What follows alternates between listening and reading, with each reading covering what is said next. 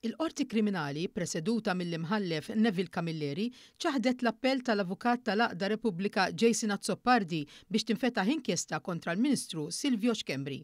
Dan wara li fil-bidu ta' dan ix-xahar il-Maġistrat Antoana Gius Bonnici ċaħat l-istess talba ta' Jason Azzopardi. Din hija t-talba li tresqet f'lejlit l-ewwel tas-sena li għadda kontra l-Ministru Xkembri u martu li qed tistenna tarbija.